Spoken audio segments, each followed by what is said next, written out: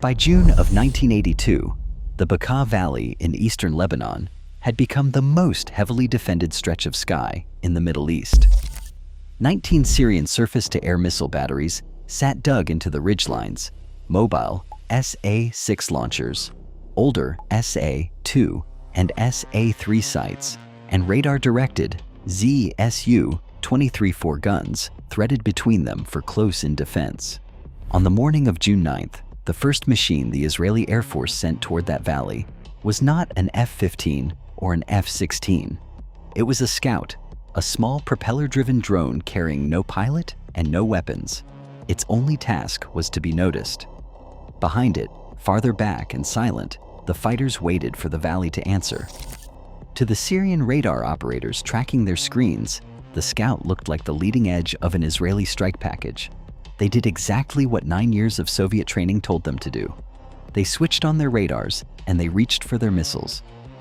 That single reflex, the decision to light up the sky and shoot, is the whole story of the next 2 hours. The most modern air defense in the Arab world was about to be undone not by a better aircraft, but by a better idea. To grasp why Israel opened with a decoy, you have to understand what those 19 batteries meant. This was not an improvised line thrown together for the Lebanon campaign. It was a Soviet-designed integrated air defense system, the same architecture that guarded Damascus, and in principle the same one that guarded Warsaw and Moscow. 9 years earlier, in the Yom Kippur War of October 1973, a screen exactly like this had nearly broken the Israeli Air Force over the Sinai and the Golan Heights. Egyptian and Syrian SA-6 batteries, mixed with SA-2s, SA-3s, and the deadly ZSU-23-4, had cost Israel around 100 aircraft in under 3 weeks. The SA-6 in particular was a shock, mobile, and guided by a radar the Israelis could barely jam. Pilots died never seeing the missile that killed them. The myth of Israeli air supremacy, unbroken since the Six-Day War of 1967, had shattered in a matter of days. So, by 1982, the Bekaa Wall was not just hardware, it was a proven weapon, a system that had already won once, and every Israeli planner knew it by heart. Flying straight at it was suicide, and everyone involved understood that. The weapons Israel actually leaned on were the ones no one put on a recruiting poster. Alongside the Scout were Mastiff reconnaissance drones and Samson decoys, small, cheap, expendable Israeli-built aircraft that could imitate the radar signature of a real fighter. Some were launched from trucks in the Israeli-held Golan, others from bases in the north. Above and behind them flew Boeing 707s, stripped for electronic intelligence, listening for every radar pulse over the valley and mapping exactly where it came from. Waiting on the strike jets were AGM-45 Shrike and AGM-78 standard anti-radiation missiles, weapons that home in on a radar beam and follow it back to its source. None of these was glamorous on its own. A drone is slow. A jamming aircraft never fires a shot. An anti-radiation missile is dead weight until an enemy radar is foolish enough to transmit. The genius was never in any single piece. It was in the way Israel wired them together into one chain in June 1982, so that the enemy's own defensive reflex became the trigger that destroyed him. That chain took 9 years to build, and it grew directly out of the wound of 1973. Israel did not answer the surface-to-air missile screen by buying faster jets or flying higher, because the Sinai had already proven that speed and altitude were beside the point. Instead, the Israeli Air Force, under its commander David Ivry, asked a colder question. A missile battery is only dangerous when its radar is switched on. A radar that stays silent cannot guide a missile to anything. But a radar that stays silent is also completely blind. So, how do you force an enemy to turn his radar on at the exact moment you're ready to kill it? The answer was to give him something worth shooting at. A swarm of drones and decoys that looked, on a Syrian radar screen, like an incoming wave of Israeli fighters. Israel Aircraft Industries had quietly developed the Scout for exactly this role. and through the late 1970s, the Air Force bought anti-radiation missiles and stood up dedicated electronic intelligence units around that one idea. Ivry's planners spent years rehearsing the sequence and building the electronic maps of every likely Syrian deployment. The trap was engineered around the enemy's discipline, not around any mistake he might make. On the morning of June 9th, that trap closed.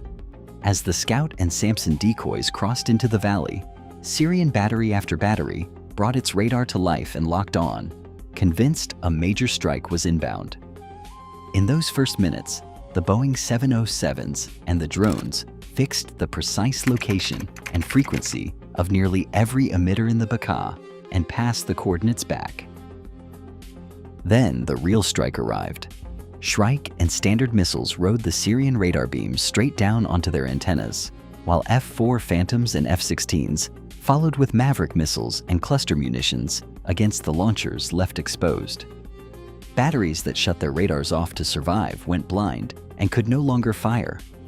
Batteries that kept transmitting were tracked and destroyed within seconds.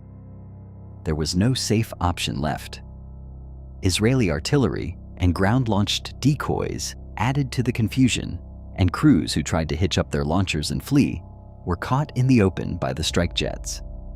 In roughly 2 hours, 17 of the 19 forward batteries in the valley were wrecked, and the survivors were displacing in panic.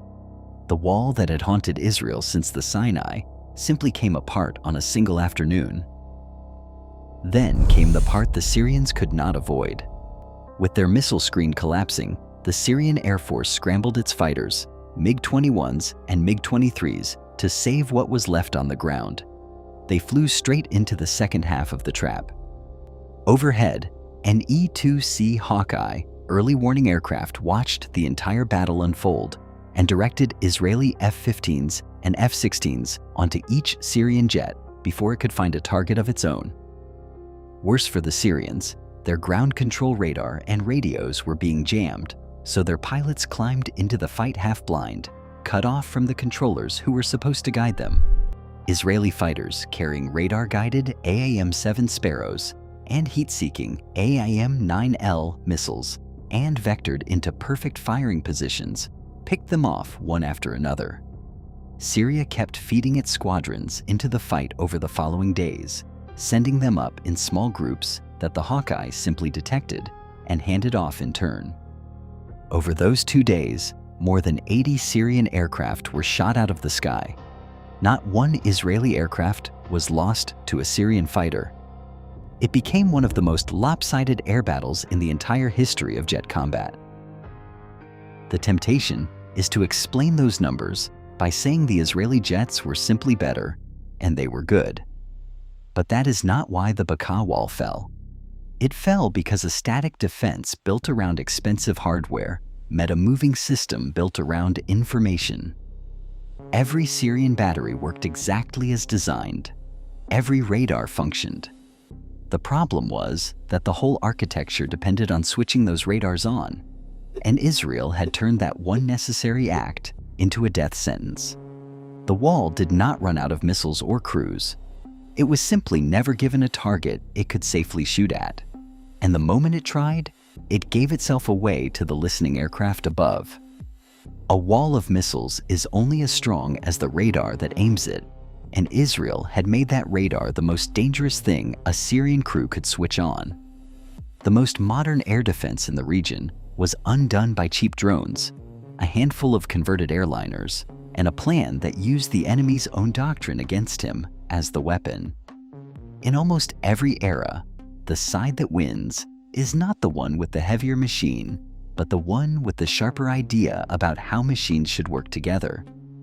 The Bekaa Valley became required study in air forces around the world, the birthplace of modern suppression of enemy air defenses and a direct ancestor of the reconnaissance drones that fill the skies today, from the American Pioneer to the Predator.